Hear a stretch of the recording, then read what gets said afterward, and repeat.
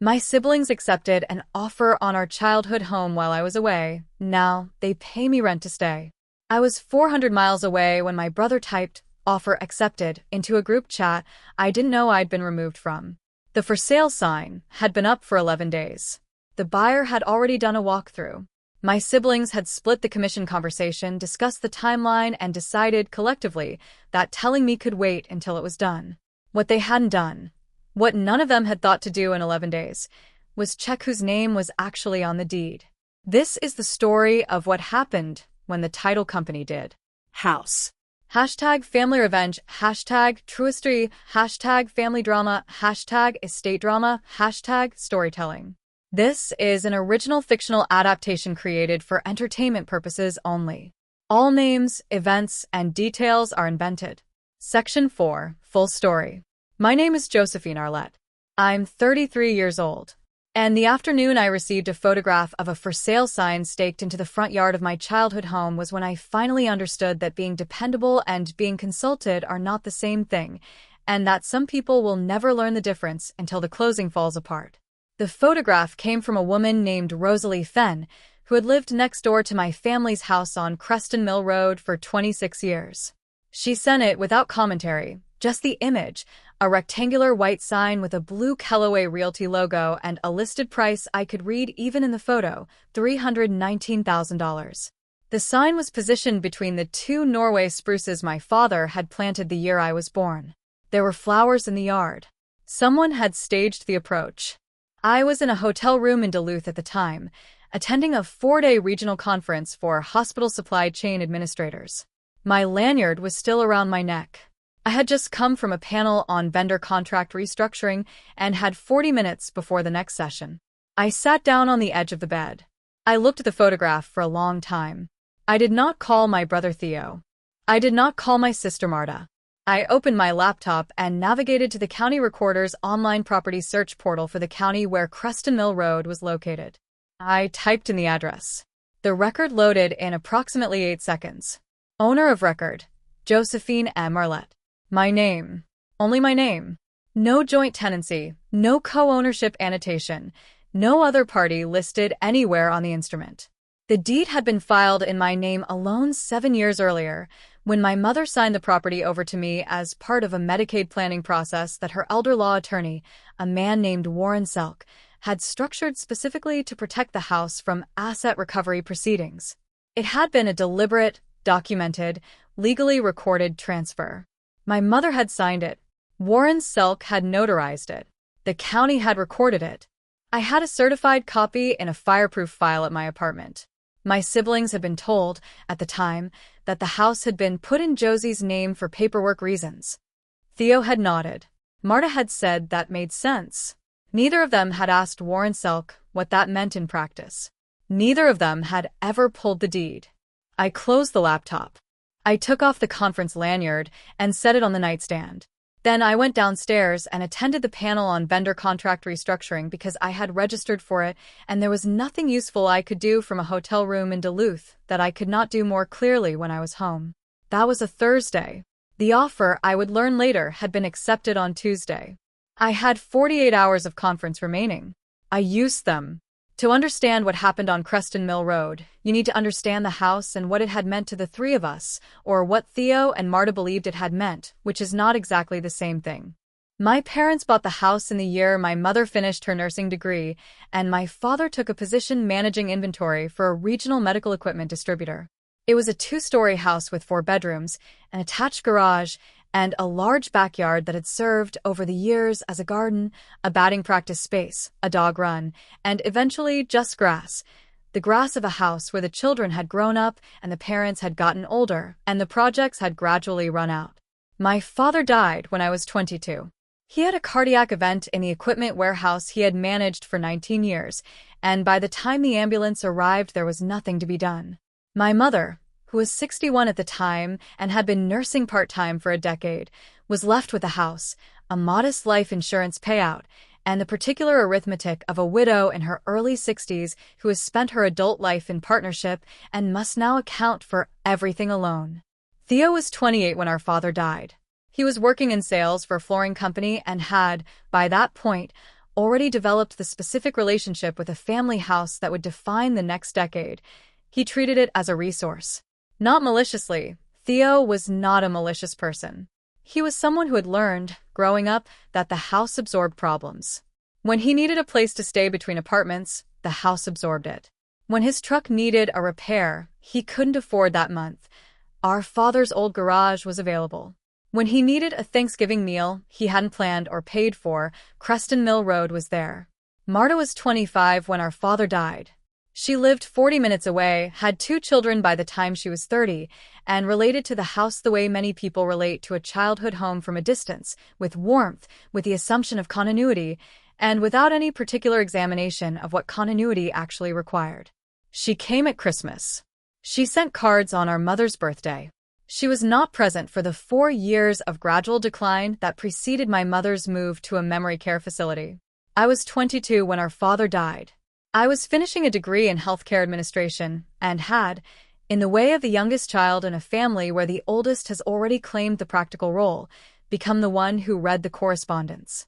I read the life insurance documents. I read the mortgage statements. I read the letter from the county assessor about the property tax exemption my parents had qualified for and never applied for, and I filed the application and the exemption was granted, and the savings over 4 years amounted to $6,240 that my mother used for furnace repairs and a new roof section over the back bedroom. I do not tell you this to establish a grievance.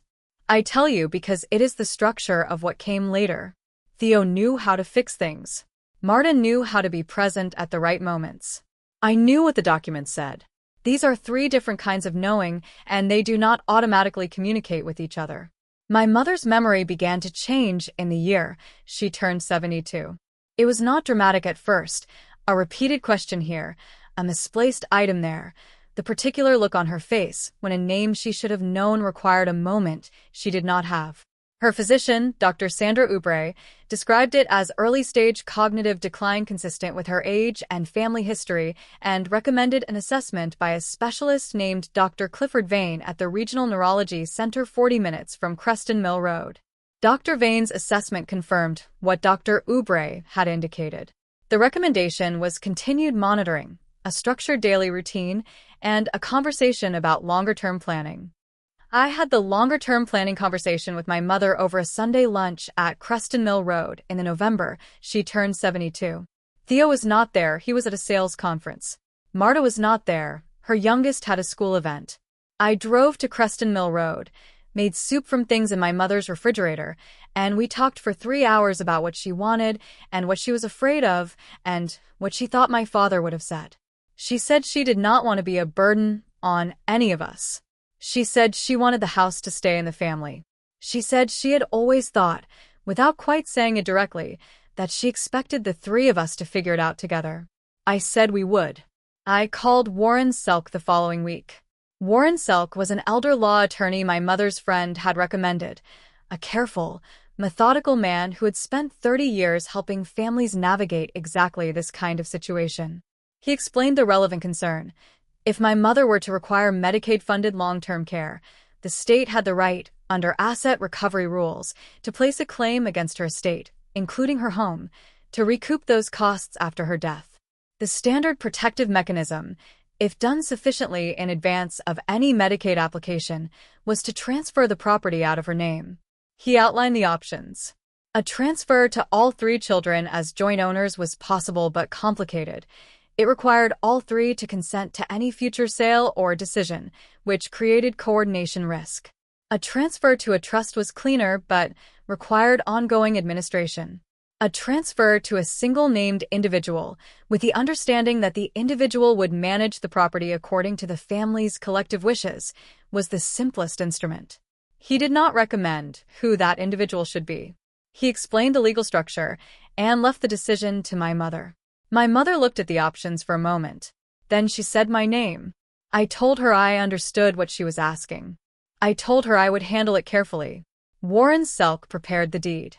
My mother signed it. It was notarized in Warren Selk's office on a Tuesday morning in February, with his paralegal as witness. The county recorded it within the week. I told Theo and Marta that the house had been put in my name for Medicaid planning purposes. I used simple language. I did not hand them a copy of the deed or a summary of what sole ownership meant in practical terms, because at the time it felt like a formality, a protective filing, a piece of paperwork that existed for a contingency we all hoped would stay hypothetical. That was the error I own. Not the transfer. The transfer was correct and necessary. The error was assuming that put in Josie's name for paperwork reasons was sufficient information for two people who had never read a property deed in their lives. My mother moved to Hargrove Memory Care in the spring of the year she turned 76. The transition had been coming for 2 years, a gradual process of assessment, waitlists, financial planning, and the specific administrative weight of moving someone from a house they have lived in for 34 years into a single room with a window and a shared dining schedule. I managed most of it. Theo helped move furniture on 2 Saturdays. Marta organized a goodbye visit for the grandchildren. The practical architecture of the transition, the facility paperwork, the Medicaid application, the personal property inventory, the utility transfers, the arrangement with a property management contact named Greta Hollis to check on the house monthly was mine. The house sat empty. This is where the shape of what happened becomes clear, because an empty house is a different kind of object than an occupied one. An occupied house is someone's home. An empty house is, in the minds of certain people, a resource waiting to be activated. Theo began mentioning the house at family gatherings approximately 6 months after my mother moved to Hargrove. He mentioned it the way he mentioned most things, casually, conversationally, as a premise rather than a proposal. He said it was a shame to let it sit. He said the market was moving. He said a colleague of his had sold a similar property in a neighboring county for well above asking, and that timing mattered in real estate. Marta agreed with Theo in the way Marta agreed with most things Theo said, not from shared analysis, but from the path of least resistance logic of someone who trusted that her older brother understood practical matters. I said, at the first mention, that I wasn't ready to make a decision about the house yet. Theo said of course. No pressure. At the second mention, for months later, I said the same thing. At the third mention, which happened at Christmas, and was more specific, Theo had spoken to an agent named Dale Richard at Kellaway Realty, just exploratorily, just to understand the market. I said clearly that any decision about the house required my agreement, and that I had not agreed. Theo said he understood. He said he was just gathering information. What I did not know, sitting at my mother's old dining room table on Christmas evening, was that I had been removed from the family group chat 3 weeks earlier. I found this out later, when Marta's daughter, a 17-year-old named Becca, who managed the family's digital communications with the unsentimental efficiency of someone who has grown up treating group chats as infrastructure, let slip, during a phone call with me about something else entirely, that there had been a lot of messages in the family chat about the house. I said I hadn't seen any messages about the house. There was a pause. Becca said she thought I was in the chat. I said I was, as far as I knew. There was another pause. Then Becca said she had to go, and hung up. I checked my phone. The family group chat existed in my message history, the last message I had sent visible as my Christmas Eve text about arrival time. But the chat itself was no longer active on my device. The thread was there, but no new messages had populated. I had been removed sometime in the weeks following Christmas and had not noticed, because I had not been expecting messages. I counted the gap. 11 weeks. 11 weeks of planning I had not been part of. I did not yet know the content of those messages. I would learn it in pieces over the following months. What I knew, as of the afternoon Rosalie Fenn's photograph arrived on my phone, was that a for sale sign was in the yard at Creston Mill Road, that I had not been told, that the offer had been accepted 2 days before I found out, and that my name was the only name on the deed. I went to the vendor contract panel. I took notes. I ate dinner with 2 colleagues from a hospital system in Wisconsin. I slept 7 hours. I drove to the airport on Saturday morning. I was back in my apartment by early afternoon on Saturday. I made coffee. I opened the fireproof file under my desk and removed the certified copy of the deed. I laid it on my kitchen table and looked at it for a moment. The county recorder's stamp, the notary seal, Warren Selk's signature in blue ink, my mother's signature below his, and my name in the body of the document where the owner of record was named. Then I called Warren Selk's office. He did not work Saturdays, but his voicemail gave an emergency contact line for active estate matters. I left a message explaining the situation and asking him to call me Monday. He called Sunday instead. He said, been in the office catching up on files and had listened to the message. He confirmed that as sole owner of record, I had not authorized any listing or sale, and that any purchase agreement signed by my siblings would have no legal standing because neither of them had any authority to convey the property. He said that when the title company ran the search, which they would do as a standard step in the closing process, they would find exactly what the county recorder's record showed, and the transaction would stop. He said I did not need to contact Theo or Marta or Dale Richard at Kellaway Realty. I said I understood. He said, the title search will do it. It did. The title company handling the Creston Mill Road transaction was a firm called Lakeview Title Services, and the examiner assigned to the file was a woman named Patricia Nguyen. Patricia Nguyen pulled the county recorder's record on a Wednesday morning, 12 days after the offer had been accepted and 3 days before the scheduled closing.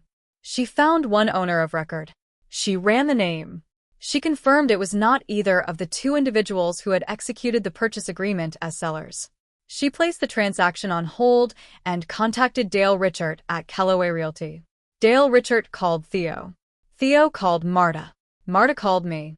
I was in a meeting at the hospital where I worked, a procurement review with 3 department heads and our supply chain director, a methodical man named Owen Baxter, who ran meetings with a precision I had come to appreciate. My phone was face down on the table. I saw Marta's name on the screen when it lit up. I let it go to voicemail. She called again 20 minutes later. I let that go too. Theo called 4 times between noon and 2 o'clock.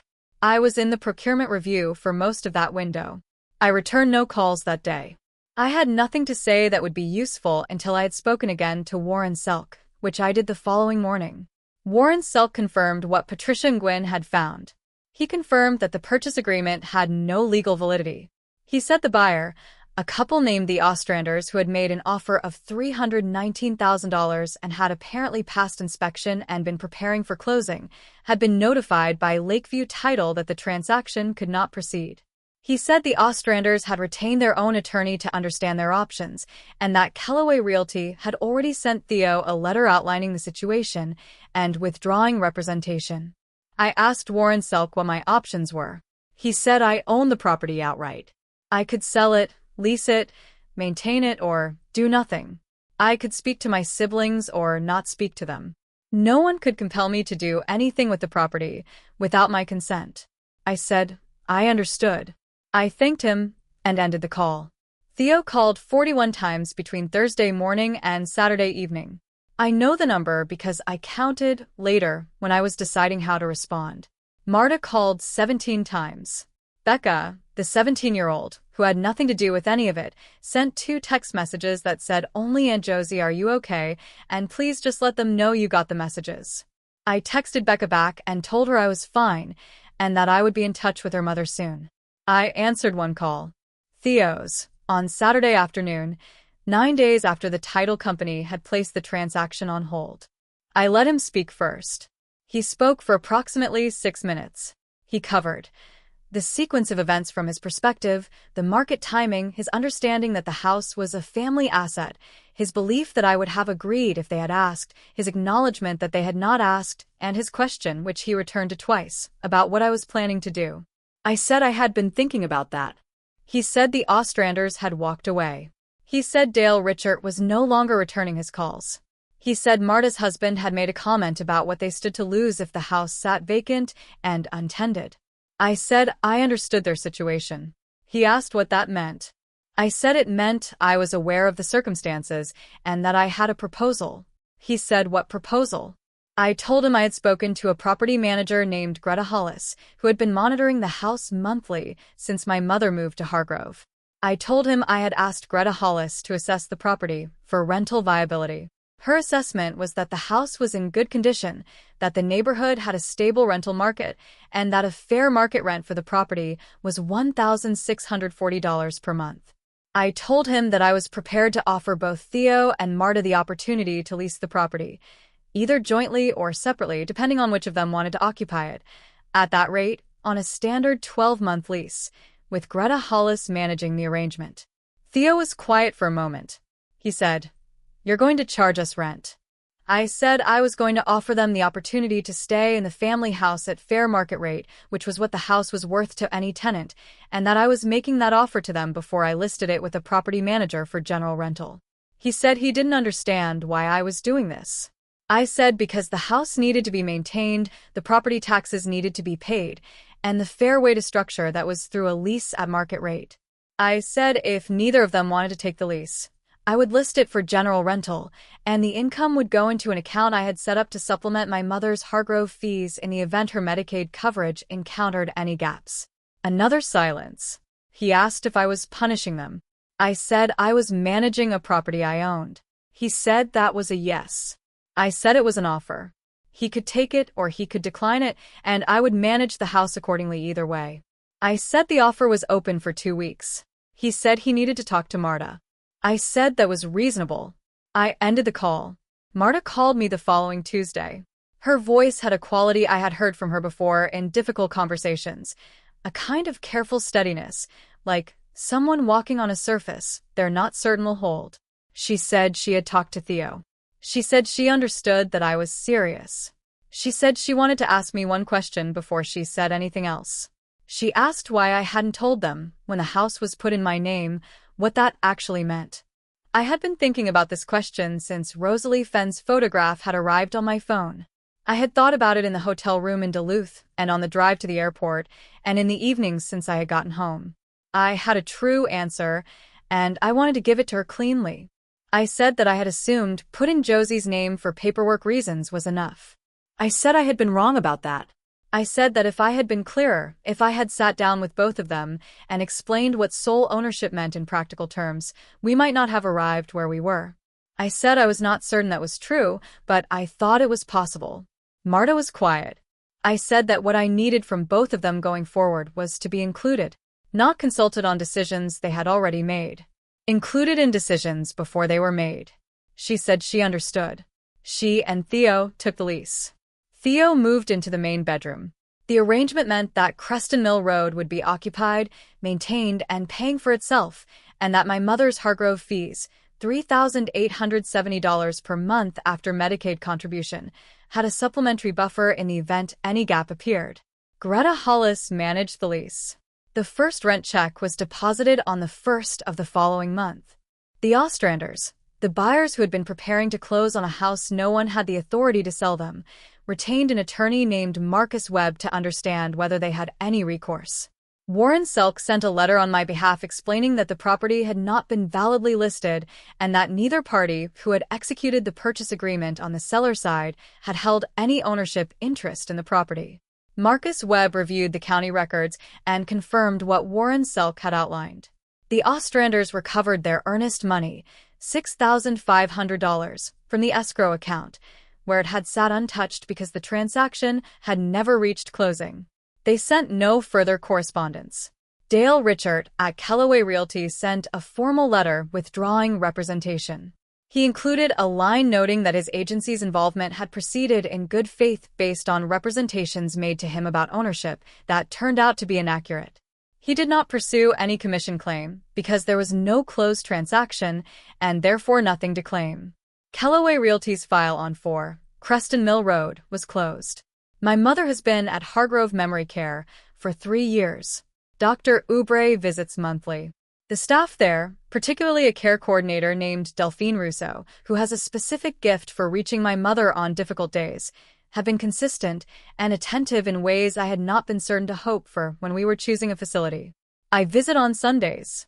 Sometimes my mother knows me right away. Sometimes it takes a few minutes. Last month she looked up when I came in and said, with the clarity that comes and goes, "There's Josie." Just that. Just my name. I sat with her for 2 hours. We watched the birds at the feeder outside her window. She told me, twice, about the Norway spruces my father planted. She said he had planted them the year the youngest was born. She meant me. I said I knew. I said they were still there. She nodded, as if that settled something. The house on Creston Mill Road is occupied. The lease renews in the spring. Theo has repainted the back bedroom, which needed it, and replaced a section of gutter along the garage side without being asked. He has not mentioned selling the house since the Tuesday afternoon phone call. Marta brings her children to the yard on summer weekends, when the weather allows. Becca, who will be 20 next year, has started asking me questions about property management and what she would need to study. I have been answering her questions honestly. There is a particular patience required for being the person who reads the documents. It is not the patience of waiting for recognition. Recognition may not come, or may come too late to matter to the person who needed it. It is the patience of knowing that what is recorded will outlast what is assumed. That the deed in the county file does not require your siblings to believe it exists in order for it to be real. That the protection your mother and a careful attorney put in place on a February Tuesday is still in place on a Thursday afternoon in Duluth when a photograph arrives on your phone. You do not have to announce what you hold in order to hold it. The record speaks when it is asked to speak. Your job is to make sure the record is correct, and then to wait. I have thought more than once about the 11 weeks I was out of that group chat. 41 phone calls and 17 phone calls and 2 texts from a 17-year-old, all in the space of 9 days. The silence before that and the activity inside it. What I keep coming back to is this: they planned for 11 weeks. The county recorder's record had been in place for 7 years. 7 years is patient.